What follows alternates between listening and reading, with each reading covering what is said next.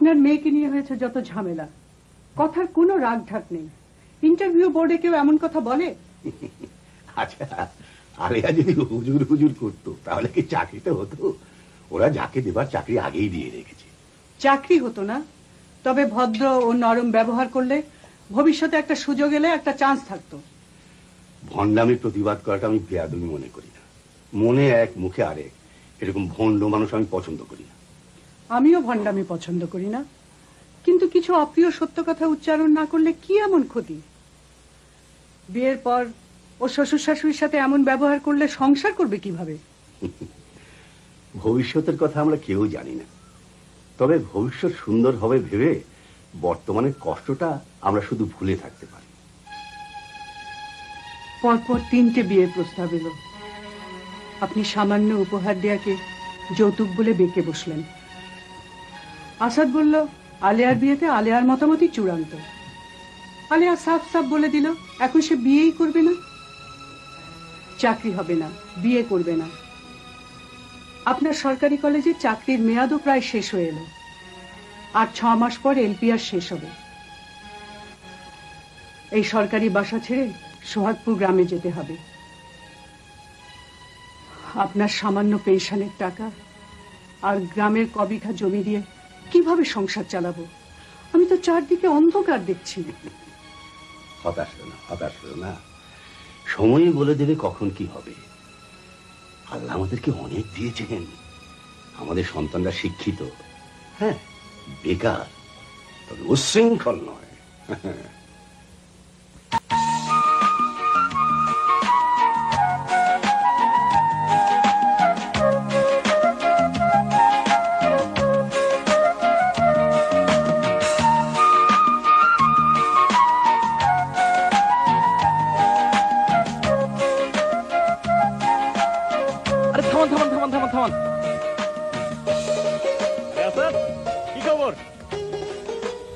কিরে, মাথা নিচু করে গম্ভীর হয়ে ভাবুকের মতো হাঁটছিস?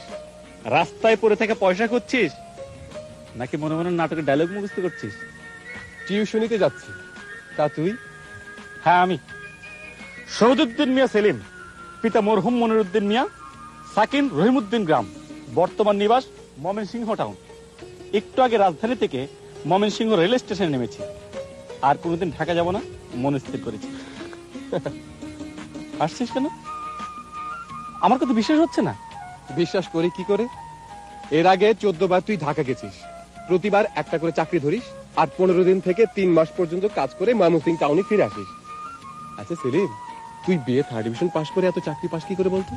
তুই এমএ পাস করে যে কারণে চাকরি পাস না সেই কারণে। অর্থটা কি দাঁড়ালো? সহজ, তুই পৃথিবীর থেকে সম্বল করে ইন্টারভিউ বোর্ডে যাস, আর আমি যাই এক ঝুড়ি কথার ফুল ঝুড়ি নি। কথার চমকে সবাইকে চমকে দিয়ে নিজে মজা পাই। চাকরি দাদা ভাবেন আমি স্মার্ট, আমি চটপটে। আর তুই নিজেকে কি ভাবিস? অপদার্থ। কথার সাথে কথা ঘষে চমকের তারাবাত্তি জ্বালাই, নিজের কথা নিজেই মুগ্ধ হই। কোনো কাজে মন বসে না, মন বলে পালাই পালাই। চাকরি ছেড়ে চলে আসি, আবার চাকরি ধরতে ঢাকা যাই। বলতে পারিস চাকরি পেয়ে চাকরি ছেড়ে দেওয়াটাই আমার কাজ।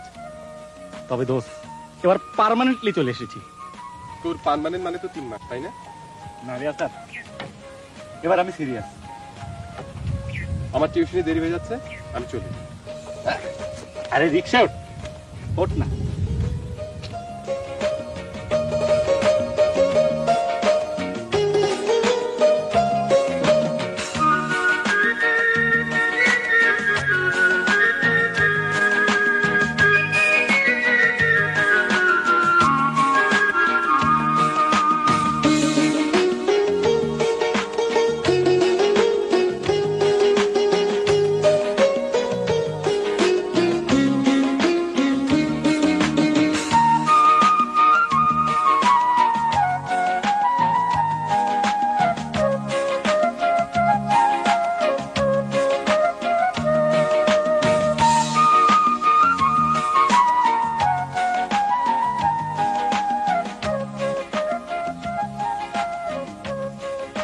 কিরে কই তুই? আক্কেল কি ভাই জানা আরেকটু লিটাকে পার্মানেন্ট বেকার হয়ে গেছিলাম। এ আমার বউ কই তো রে লইয়া রহিমপুরে গিয়া ক্ষেতের কাম করতে হইতো। এখানেও তো ক্ষেতের কাজ করিস, তার উপর হাট বাজার গরু ছাগল দেখাশোনা করা কত কি পোষায় যায়। কিরকম? কই তো রে তুই ক, আমার শরম করে? শরমের কি আছে, প্রতি সপ্তাহে একটা করে সিনেমা দেখেন, রহিমপুরে তার সিনেমা নাই। চাকরি যাওয়ার কথা বললি যে আক্কেল, আমনে মনে আমার যদি দেখে আমনে ব্যাগ লইয়া যাইতেছ, তাহলে আম করে অক করে 12টা বাজাই দেবো। কিরে কইতে রি ব্যাগটা আমাকে দে। তোরা এমনি তো অনেক শ্রম করিস, আমার বাবুগিরি করতে লজ্জা করে। আমারে দেন, আমি লয়ে যাই।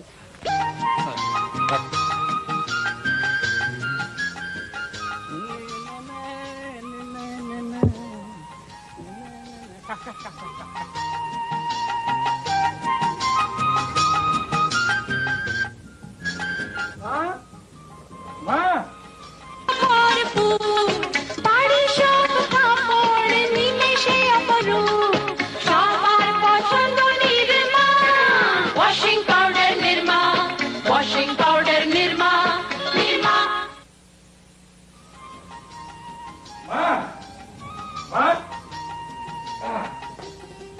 এসে বললাম মা। তা তো দেখতেই পাচ্ছি এই 5 বছরে 11 বার ঢাকা গেছিস, আবার ফিরেও এসেছিস। এখন যাও, ভালো করে গোসল করে এসো, খাওয়া দাওয়া করে একটু বিশ্রাম নিবে। কি রান্না করেছো মা? কি পেলে তুই খুশি হবি তাই বল। তোমার হাতে রান্না করা ডাটা শাক আর লাল চালের ভাত হলেই আমার কাছে অমৃত মা। আজ তেমন কিছু ভালো নেই রে, রুই মাছের মুড়ি ঘন্ট আর ডিমের কারি তরকারি চলবে তো? চলবে মানে? আমার মাঝে মাঝে কি মনে হয় জানো মা, তোমার রান্নার লোভে আমি বারবার ঢাকা থেকে ছুটে আসি। হয়েছে হয়েছে, আর বক বক করতে হবে না। যা এবার গোসল করে আয়, আমি খাবার ব্যবস্থা করছি। পাগল চলে যাও।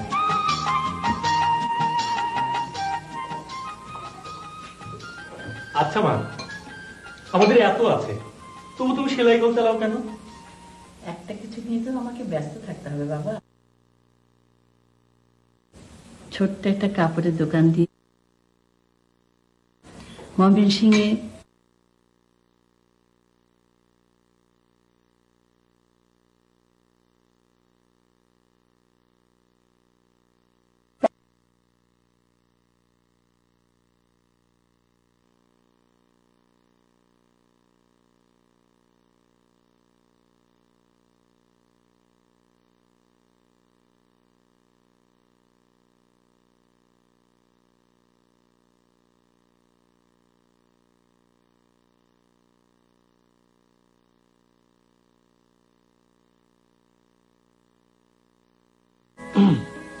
আসাদ কোথায়?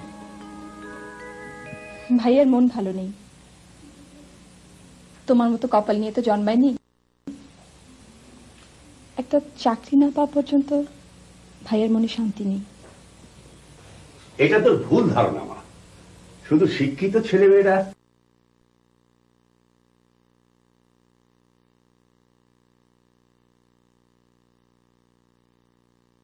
চাকরি করলেই কাজের হয়ে যায় না। যারা খেতে খামারে কাজ করছে সেগুলো কাজ। আসলে সব কাজই সম্মানের।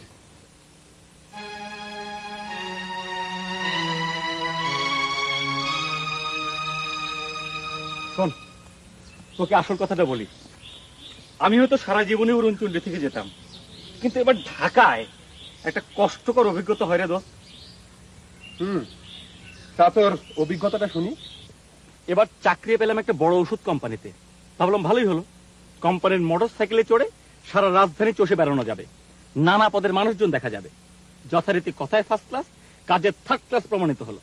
কোম্পানির বস আমাকে অপদার্থ বলে এসা গালি দিল যে সঙ্গে সঙ্গে আমার মায়ের কথা মনে পড়ে গেল। মায়ের কথা মনে পড়ে গেল মানে? তোর মা কি তোকে খুব বকাঝকা করেন নাকি? আরে না না, মা আমার বাউল মনকে প্রশ্রয় দিয়ে বলেন, পাখি যতই উড়ুক ক্লান্তহীনেরই ফিরবেই। বদরাগী বসের রাগারাগি ভালো লাগলো না, ফিরে এলাম। দেখিস এবার আমি সত্যি সত্যি এখানে থেকে যাব। তোর যেখানে খুশি তুই থাক, আমি বাড়ি চললাম।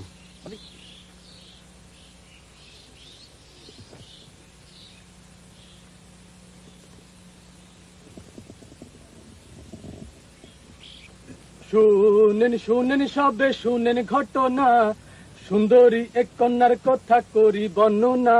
থাকতো ধানমন্ডিতে তিনতলাতে ছিল তাহার ঘর, সেই ঘরের উল্টা দিকে থাকতো একাব্বর যুবক একাব্বরে। যুবক একাব্বরে ধনে মানে রাজধানীতে সেরা, সুন্দরী সেই কন্যা ছাড়া কিছুই বুঝে না। সুন্দরী জুলেখায় কোন গুণে একাব্বরে বাঁধে। কি ভাই সব কোন গুণে বাঁধে? হ্যাঁ ভাই ঠিক ধরছেন, এই হাসির গুণে। ঝকঝকা তাদের হাসি, আয়নার মতো ক্লিয়ার হাসি জনাব। এই হাসির জন্য চাই মাসুদ আলী নিম টুথপেস্ট, দাম করলে 10 টাকা 10 টাকা 10 টাকা, লক্ষ টাকা জনাব হাসির দাম। আমার কাছ থেকে কিনলে পাবেন মাত্র 5 টাকা 5 টাকা 5 টাকা। এক কৌটার দাম জনাব মাত্র 5 টাকা। তুই মাজন বিক্রি করছিস মাসুদ? স্কুল কলেজে তোর সাথে আমরা লেখাপড়া পারতাম না। কাজের মধ্যে লজ্জা নেই আসাদ, পড়ালেখা হলো না। এই পরীক্ষা দেবার আগেই অভাবে পড়ে এটা সেটা করছি। চলি ভাই, চলি রে সেলিম। আসাদ, মাসুদ আমাদের একটা লজ্জা দিয়ে গেল। শুধু লজ্জা না সেলিম, ও আমাদের শিক্ষাও দিয়ে গেল। তোর বাবা আমাদের শ্রদ্ধেয় স্যার সেদিন এই কথাটাই বলেছিলেন। আজ নিজের চোখে দেখে মনে হলো শ্রম মাত্র সম্মানের, এর চেয়ে বড় সত্য আর নেই।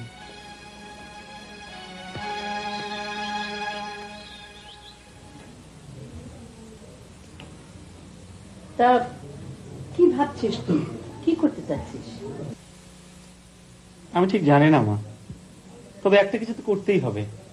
তুমি এখানেই চাকরি চেষ্টা করতে পারো ভাইয়া। না রে মিতা, আমি ভেবেছি আমাদের যে প্রতি জমি আছে, মজা পুকুর আছে, ওগুলোকে কাজে লাগাবো। কিন্তু আমার যে কোনো অভিজ্ঞতা নেই মা। কিন্তু কাজ শুরু না করলে অভিজ্ঞতা হবে কেমন করে? মাসুদের কথা তোমার মনে আছে মা? কোন মাসুদ? ও যে সুন্দর করে ছেলেটা, আরে আমাদের ক্লাসে ফার্স্ট হতো। ওই মাসুদ না মা, দাঁতের মতন বিক্রি করে। ওই আমার চোখ খুলে দিয়েছে। দেখ চেষ্টা করে, কাজ করতে করতে তো অভিজ্ঞতা হয় রে বাবা। কাজের ধরনটা ঠিক বুঝলাম না স্যার। আপনার কাজটা আপাতত আমার পিএ, বেতন মাসে 2500 টাকা। আপাতত বলছেন কেন? না মানে নতুন ফার্ম তো, টেকনিক্যাল লোকজন আছে, আপনার যোগ্যতার উপর সব নির্ভর করবে। আমি আপনাকে পরে জানাবো। Thank you sir.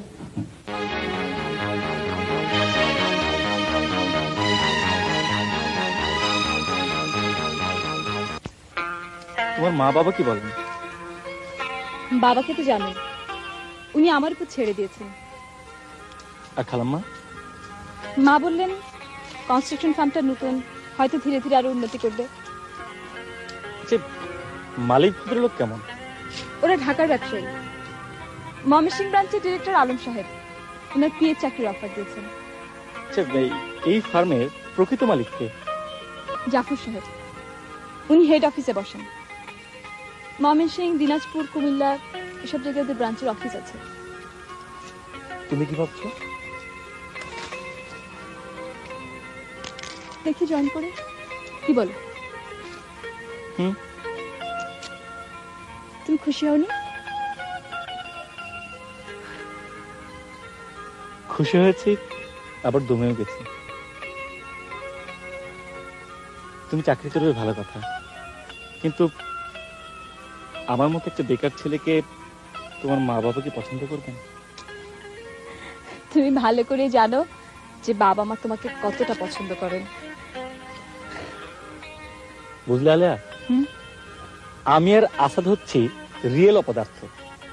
আমি কি করব মন স্থির করতে পারি না, আর আসাদ কি চায় তা ম্যানেজ করে উঠতে পারে না।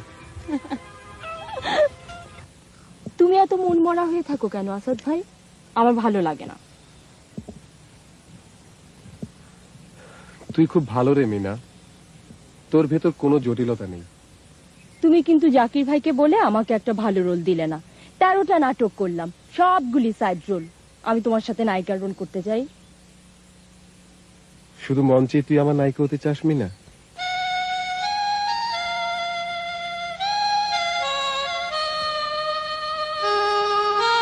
ও কি রে, তুই কাঁদছিস কেন? আমি জানি আমাদের ফ্যামিলিতে তেমন শিক্ষা নেই বলে তোমার বাবা মা আমাকে পছন্দ করবে না। তাছাড়া দুবার এসএসসি পরীক্ষা দিয়েও আমি পাস করতে পারিনি। আমি তোমার অযোগ্য আসাদ ভাই, আমি তোমার অযোগ্য। আমি তোর যোগ্য নই মিনা, তোর সরলতার কাছে আমি হেরে গেলাম রে। তুমি আমাকে ভুলে যাবে না তো আসাদ ভাই? না, আমি শুধু একটা কাজের প্রতীক্ষায় আছি, যে কোনো কাজ। তারপর তুই হবি আমার, আমি হব তোর।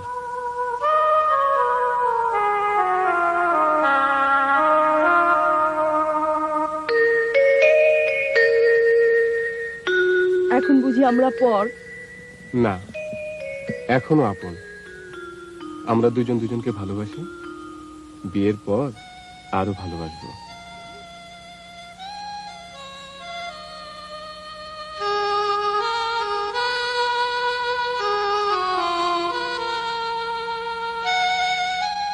নিন।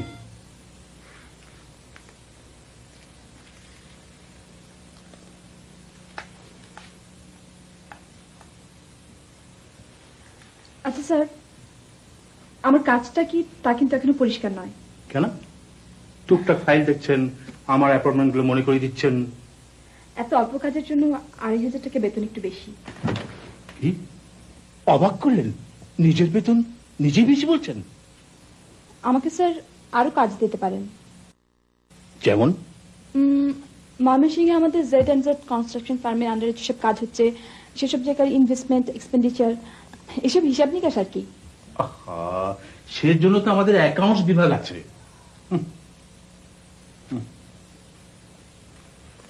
আপনাকে আমি ধীরে ধীরে আরো কাজ দেব।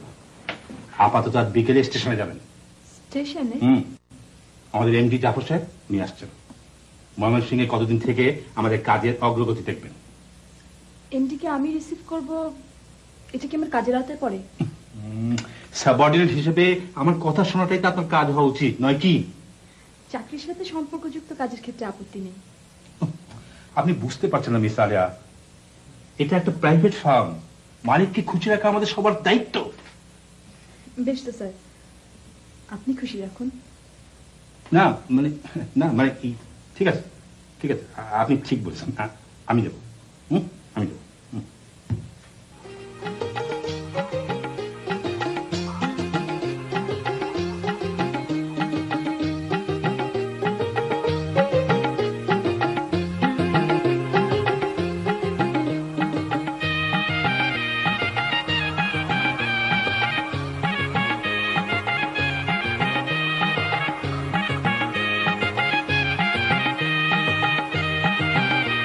ভাইজান, আমনে হইলেন শিক্ষিত মানুষ, বিয়ে পাস। এই আমগর মতো আশমুরগির কাম করলে ইজ্জত যাইতো না। কাজ করলে ইজ্জত যায় না। আক্কেল, মুরগিগুলো টিকে সময় মতো হয়েছে তো? হ্যাঁ স্যার। কচুরি, পূব দিকের পুকুরের মাছগুলো ঠিক আছে তো? সবাই ঠিক আছে, আমি রোজ একবার করে দেখি। মাছগুলান দেখতে দেখতে কেমন বড় হয়ে গেল গা। আমি দেখি কেউ জানি জাল ফালাইয়া মাছগুলান কেউ ধরতে না পারে। গুড।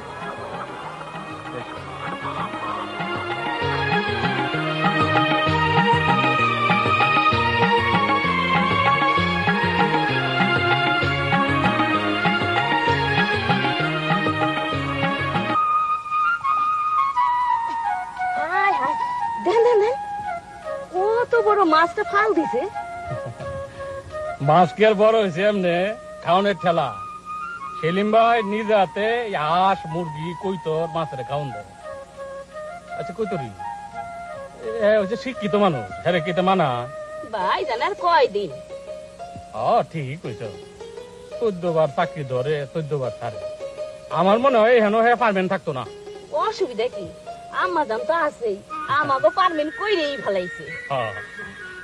শুনেন, এখন কথা কম। ক তোরা কি মোহ ধরে রাখছে? ভালো এখন সিনেমা চলছে আমার পেলাম সিনেমাটা দেখাইতেই হইবো। যদি আম্মা জানে পারমিশন দে তাইলে আচ্ছা ঠিক আছে আমিও করে যাই কামটা খাইয়ে আসি।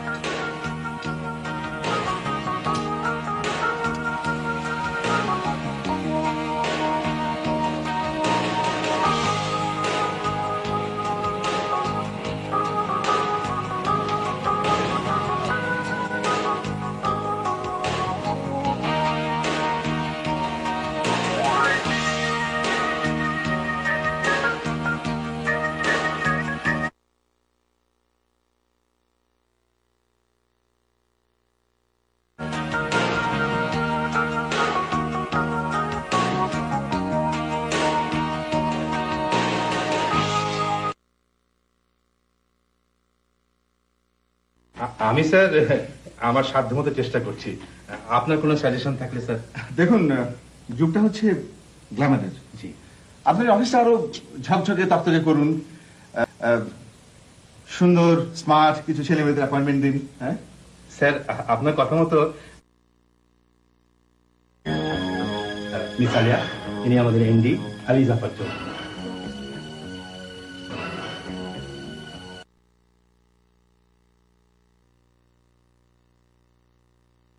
কাউকে অ্যাপয়েন্টমেন্ট দিন।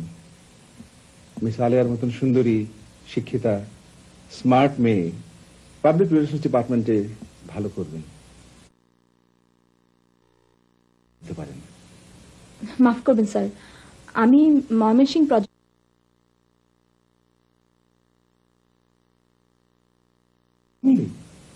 মাত্র 2,500 টাকা।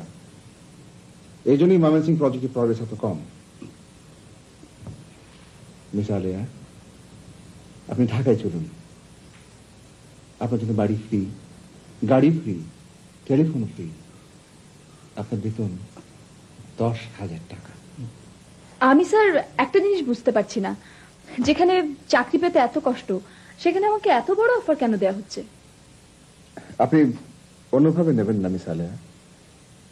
যুগটা হচ্ছে চমকের। আপনার স্নিগ্ধ মুখ, স্ট্রেট ফরওয়ার্ড আচরণ, এর একটা ক্যাপিটাল। আপনি ভুল করছেন স্যার, আমি একজন নারী, আপনার অফিসের আসবাবপত্র নেই। ফাইলটা কি আপনাকে এখন দেখাবো স্যার? ভুল হলে আমাকে ক্ষমা করে দেবেন মিস আলিয়া। একজন মালিকের দৃষ্টিভঙ্গি নিয়ে শুধু আপনাকে আমি কথাগুলো বলিনি। জীবন সম্পর্কে আপনার যেমন কিছু ধ্যান ধারণা আছে, আমারও আছে। আমি শুধু আমারটাই অকপটে বললাম। চলি।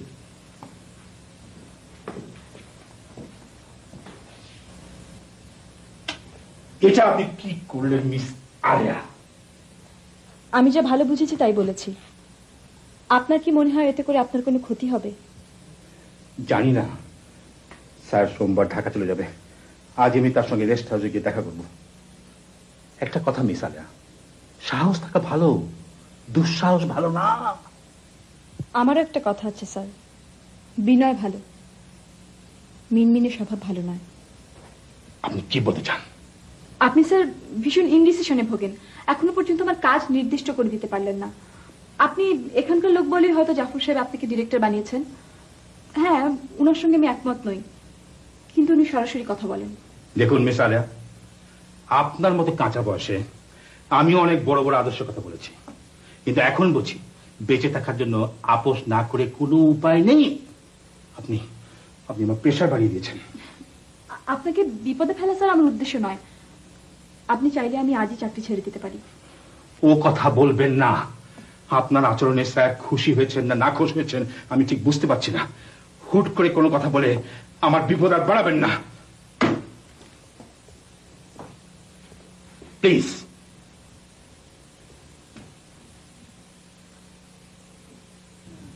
এলপিআর এর সময়ও শেষ হয়ে গেল, এই সরকারি বাড়িটা তো ছেড়ে দিতে হবে। বাসাটা আরো কটা মাস রাখার জন্য চেষ্টা করুন। তা হয় না আসারে মা, আমার নিজের সুবিধার জন্য আমি অন্যকে রিকোয়েস্ট করতে পারবো না। আলিয়ার চাকরি হয়েছে, আমরা সোহাগপুর গ্রামে চলে গেলে মেয়েটা থাকবে কোথায়? কেন? ও ছোট ফুপুর ওখানে থেকে অফিস করবে। চাকরিটা কতদিন করতে পারবো বুঝতে পারছি না বাবা। কেন, কোনো সমস্যা হয়েছে? না, তেমন কিছু না। তবে আমার বসের ইনডিসিশনের কারণে আমি মাঝে মাঝে খুব কনফিউজড হয়ে যাই। হুট করে চাকরিটা ছেড়ে দিস না আলিয়া। দেখি মা। তবু তোর একটা চাকরি হয়েছে আলেয়া, কিন্তু আমি কি করবো এখনো বুঝতেই পারছি না। এক সপ্তাহের মধ্যে তোমরা সবাই সোহাগপুর গ্রামে চলে যাচ্ছ, কিন্তু আমি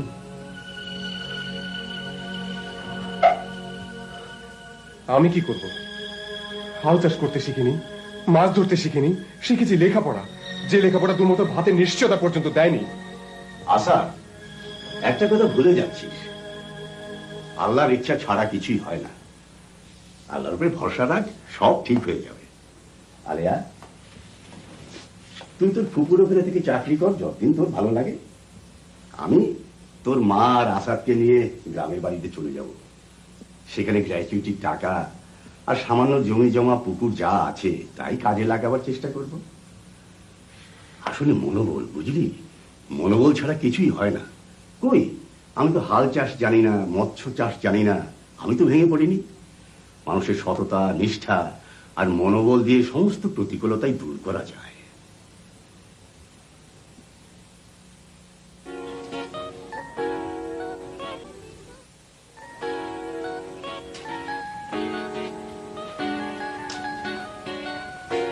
বসুন স্যার, ওই আলিয়া মেয়েটার বেয়াদবির জন্য আমি মাপ পেলাম কিনা ঠিক বুঝতে পারলাম না স্যার। স্যার, আপনি চাইলে আজই ওকে বরখাস্ত করে দেবো। বরখাস্ত নয়, মেয়েটাকে প্রমোশন দেওয়া দরকার। আমার জীবনে এই প্রথম একজন অধস্তন কর্মচারী চোখে চোখ রেখে যা বিশ্বাস করে নির্ভয়ে বলল। আপনি স্যার ওকে প্রশংসা করছেন? হ্যাঁ, মেয়েটার মাঝে আগুন আছে। ও আগুন জ্বালিয়ে পুড়িয়ে সব ছারকার করে দেবে স্যার। আগুনের কোনো দোষ নেই, দোষগুণ হলো ব্যবহার। আগুন দিয়ে সোনা গলিয়ে অলংকার করা যায়, আবার নিজেই নিজের ঘর ছারখার করে দেওয়া যায়। আপনি স্যার বিজ্ঞ। আমি বাস্তববাদী। ওকে প্রমোশন দিন। প্রমোশন? কোথায়, কোন পোস্টে? আমি ঢাকায় ফিরে জানাবো। কি বলছো তুমি? তোমার হাঁস মুরগির খামার, মাছের চাষ এসব বন্ধ করে দিয়েছো? বন্ধ করিনি, চলছে। কর্মচারীরা চালাচ্ছে, মাও দেখাশোনা করছে। আমার মনে হয় আমার অন্য কিছু করা উচিত। এর চেয়ে ভালো আর কি করবে? বাবার সম্পত্তিতে স্বাধীনভাবে কাজ করছো, নাকি আবার মন উড়ু উড়ু হয়েছে? জানি না, তোমার কথা বলো। তোমার মতো আমার জীবনে ভাব বিলাসের অবকাশ নেই। আছে কিছু নিহাত টিকে থাকার তথ্য। তাই বলো, তোমার এই তুচ্ছ বলাটাও এই অপরাহ্নের নরম রোদে কবিতার চাদর হবে। তুমি আমাকে খুব ভালোবাসো সেলিম। তুমি? আমি কি করব ঠিক বুঝে উঠতে পারছি না। চাকরিটা করা উচিত কি উচিত না সিদ্ধান্ত নিতে পারছি না। বাবা মা ভাইয়া কাল সোহাগপুর চলে যাবেন, আমি উঠবো ছোট ফুপুর বাড়িতে, ওখান থেকে অফিস করব। মাঝে মাঝে তোমাকে খুব ঈর্ষা হয় সেদিন। ঈর্ষা? আমাকে? হ্যাঁ, অনিশ্চয়তার মাঝে নিজেকে সঁপে দেওয়ার সামর্থ্য তোমার আছে, অথচ আমরা একটা মুহূর্ত অপচয় করতে ভয় পাই, পাছে জীবন সংগ্রামে পিছিয়ে পড়ি। উল্টো বললে আলিয়া, আমাকে বাধ্যতামূলক শ্রম করতে হয় না বলেই আমি বাধ্যতামূলক ভাবে অলস ভাববিলাসী। তাকে সব বাদ দাও। আচ্ছা, আমাদের কথা কিছু ভেবেছো? তুমি কি ভেবেছো? মাকে বলেছি, তোমার সম্মতি থাকলে মা তোমার বাবা মার কাছে প্রস্তাব নিয়ে যাবেন। আমাকে আরো কিছু সময় দেবে সেলিম? তোমার জন্য আমি অনন্তকাল অপেক্ষা করতে পারবো। হ্যাঁ আলিয়া, তুমি আছো বলে আমার বিভাগে মন একটা শিকড় খুঁজে পেয়েছে। আমি যেখানেই যাই তুমি আমার মনে থেকে যাও।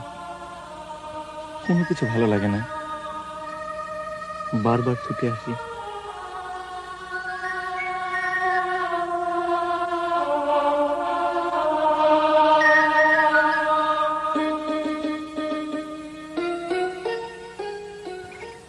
গ্রামে গিয়ে আমাকে ভুলে যাবে না তো আসাদ ভাই? তোকে ভুলে থাকা মানে আমার নিজেকে ভুলে যাও মিনা। আমি এখনো আশাবাদী। টাউনে কিছু হলো না, গ্রামে নিশ্চয়ই কিছু হবে। আমি নিজের পায়ে দাঁড়াতে চাই মিনা। প্রয়োজনে কঠোর পরিশ্রম করব। তারপর তারপর তারপর কি আসাদ ভাই? আমার মিনা নায়িকা নয়, আমার জীবন নায়িকা হবে।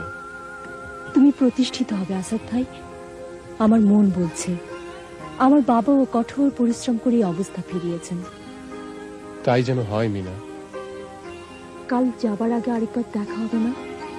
দেখা হবে, কথাও হবে।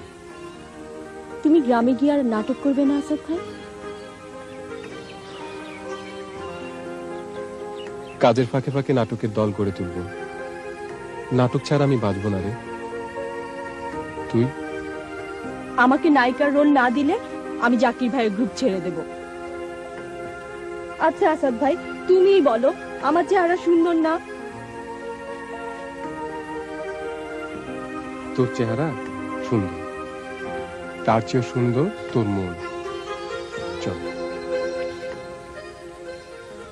তুই সালমার ওখানে থাকবি, তোর কোনো অসুবিধা হবে না মা।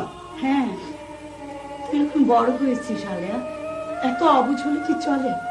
তাছাড়া আমার বাড়ি থেকে তোর অফিস মাত্র 2 মিনিটের পথ।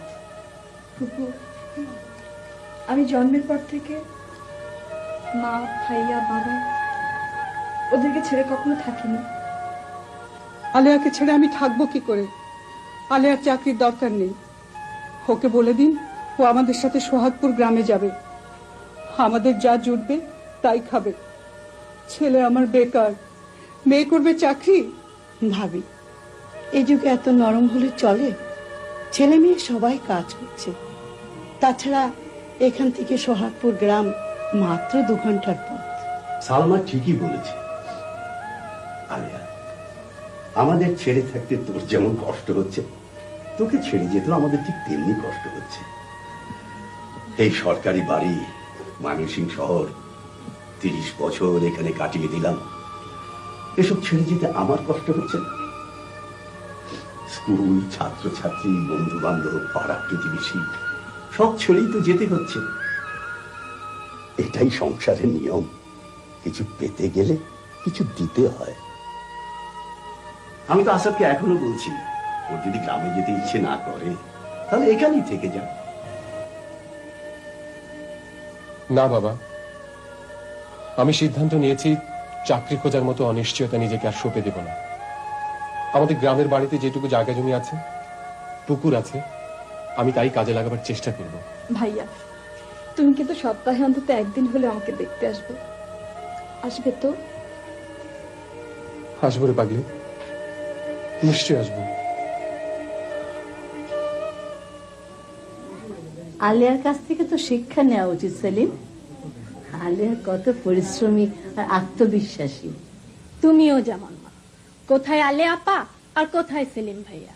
আলে আপা কাজে বিশ্বাসী, আর তোমার ছেলে কথায়।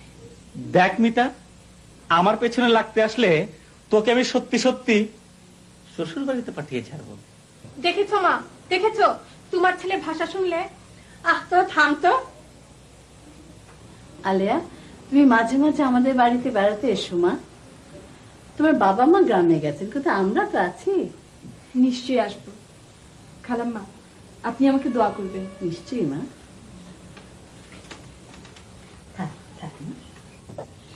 দোয়া করি তুমি তোমার বাবার মতো বড় মাপের মানুষ হও। আসি বিতা।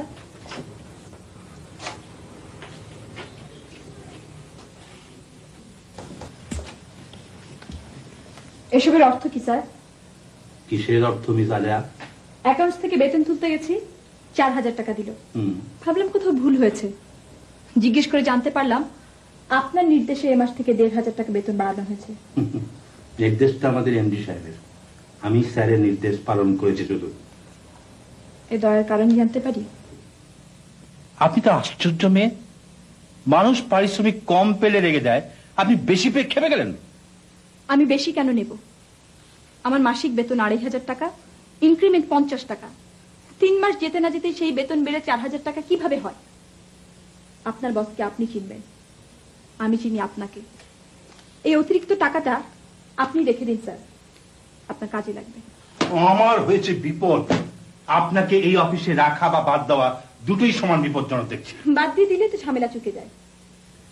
আপনি বললে স্যার আমি এক্ষুনি রেজিগনেশন লেটার দিতে পারি। আচ্ছা মিস আলিয়া, এমন একটা চাকরি আপনি যখন তখন ছেড়ে দিতে চান, এই সাহস আপনি পান কোত্থেকে? সততা, সততার উপরই সাহসী ইমারত তৈরি হয়। আমি বুঝতে পারছি আপনার বস জাফর সাহেব আমার বেতন কেন বাড়াতে বলেছেন। তাকে বলবেন অধ্যাপক আশরাফুল ইসলামের মেয়ে দয়া নিতে নয়, দয়া করতে শিখেছে।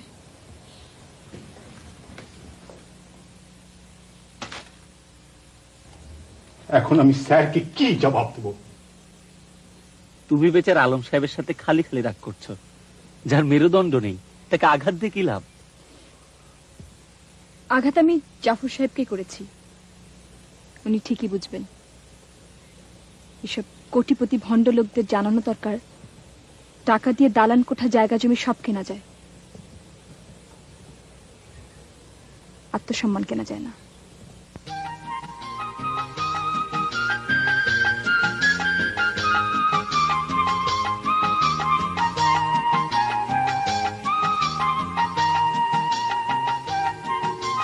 নিজের জমিতে কাজ করতে কেমন লাগছে বাপ?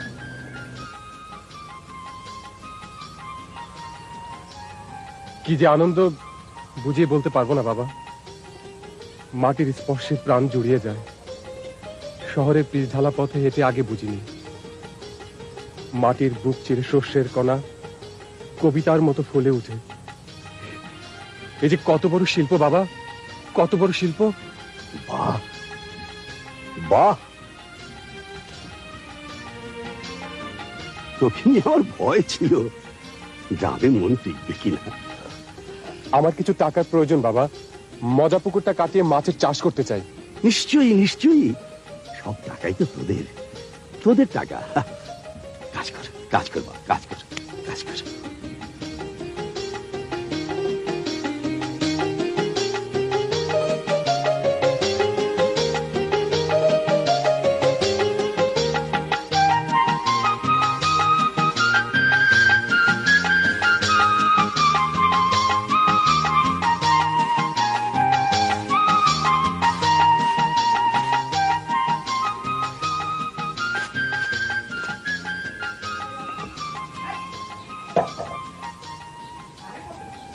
আলিয়া কেমন আছে?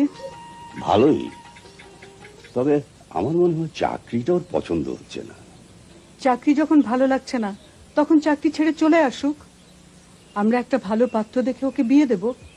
ভালো পাত্র, ভালো পাত্র? তোমার জানাশোনা কেউ আছে নাকি? সেলিমকে আপনার কেমন লাগে?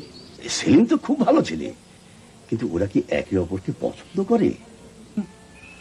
ওসব আপনি বুঝবেন না, বিদ্বান হলেই মানুষ সব কিছু বোঝে না।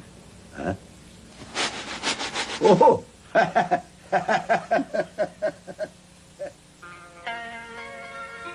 তোমাদের ওই জাফর সাহেব লোকটাকে দেখতে ইচ্ছে করছে। কেন? বারে, তোমার মতো বুদ্ধিমতী সাহসী মেয়েকে যিনি টেনশনে ফেলে দিয়েছেন তাকে দেখতে ইচ্ছে করবে না? জাফর সাহেবকে নিয়ে আমি টেনশনে আছি কে বললো? কেউ বলেনি। তবে তুমি ভদ্রলোককে বেশ কবার রাগিয়ে দিয়েছো। ভদ্রলোক ভাগ্যবান। তার উপর রেগে যাওয়া বুঝি ভাগ্যের লক্ষণ? ক্রোধের আগুনে জ্বলে যাওয়ার মাঝে মাঝে সুখ আছে। তার মানে তোমার উপর আমাকে ক্রুদ্ধ হতে বলছো? না না, সরি সরি, মাফ চাই। রাগটা জাফর সাহেবের প্রাপ্য, জাফর সাহেবের উপরে জারি হোক।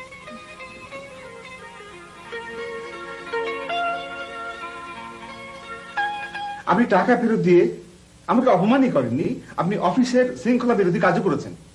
একথা ভুলে গেলে চলবে না, আপনি এই ফার্মের একজন কর্মচারী, এই প্রতিষ্ঠানের আপনি মালিক। জি, এখনো কর্মচারী।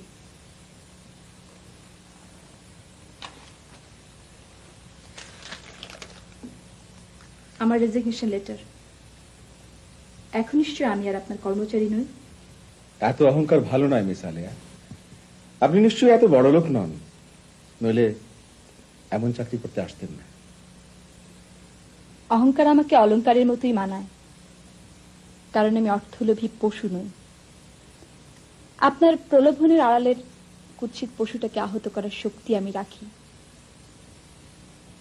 বিত্তের জন্য নিজের আত্মাকে আমি প্রতিদিন বিক্রি করি না। আর ওই যে বড়লোক কথাটা বললেন না, সেটাও আপনি নন, আমি। মানুষ হিসেবে নিজেকে আমি বিকিয়ে দেই না। আপনার টাকা পয়সা আছে, আপনাকে ধনী বলা যায়। চমৎকার। আমি এমন সাহসী, এমন বেপরোয়া সাবঅর্ডিনেট আগে পাইনি। এখন আর আমি আপনার সাবঅর্ডিনেট নই। ওই আলম সাহেবের সঙ্গে হম্বিতম্বি করবেন, যার মেরুদণ্ড নেই তার সাথে অহমিকা দেখাবেন। আপনি আমার সাথে এভাবে কথা বলছেন কেন? আসলে আপনার বয়স কম, আপনি অনেক কিছু জানেন না, বোঝেন না। জীবনটা আপনার কাছে কিছু আবেগপূর্ণ সংলাপ মাত্র। এটা তো অস্বীকার করতে পারবেন না, আপনার প্রয়োজন ছিল বলেই এই সামান্য ২৫০০ টাকা চাকরি আপনি নিয়েছিলেন। ওই ২৫০০ টাকা কারো দয়া নয়। আমি শ্রম দিয়েছি, শ্রমের বিনিময়ে পারিশ্রমিক নিয়েছি। ওটা দান নয়, অর্জন। আপনার জন্য আমার করুণা হয় জাফর সাহেব। করুণা? হ্যাঁ, করুণা। আপনি একজন নারীর গর্ভে জন্মগ্রহণ করেও নারীকে শ্রদ্ধা করতে শেখেননি। তাদেরকে পণ্য ভাবেন, ছকমকে পোশাক পরিয়ে মনোহারী দোকানের মতো সাজিয়ে আনন্দ পান। যাক, এসব কথা বলি আর কি হবে। চলি। দাঁড়ান, আমি আপনাকে কখনো ছোট করে ভাবিনি। আমি চেয়েছিলাম আপনার মতন একটা স্মার্ট, সাহসী মেয়ে রাজধানীতে আসুক, নিজের প্রচেষ্টায় ধাপে ধাপে এগিয়ে যাক। অবশ্য তাতে আমার স্বার্থ ছিল। আপনি আমার পিয়ারও হলে আমার ব্যবসার উন্নতি হবে, সে সাথে আপনি নিজেকেও প্রতিষ্ঠিত করতে পারবেন। এখনো ভেবে দেখুন মিস আলিয়া, একটা ছোট্ট গণ্ডিতে নিজেকে আবদ্ধ করে রাখবেন না। ছোট্ট ডোবাটা টাকার ডোবা, যেখানে কোনো মুক্ত হাওয়া খেলে না, লোভের ঠিক থেকে কাদায় আবদ্ধ। টাকার কাছে আত্মা বিক্রি করিনি, তাদের জন্য আছে ওই খোলা আকাশ, তার আমরা এখন হারাইনি।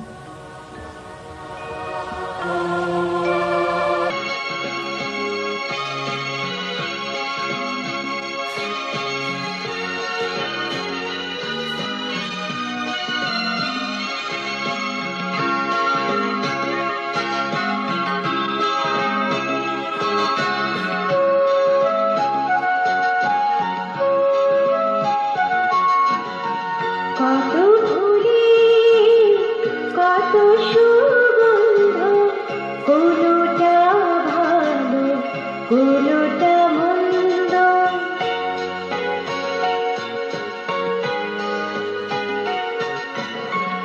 কত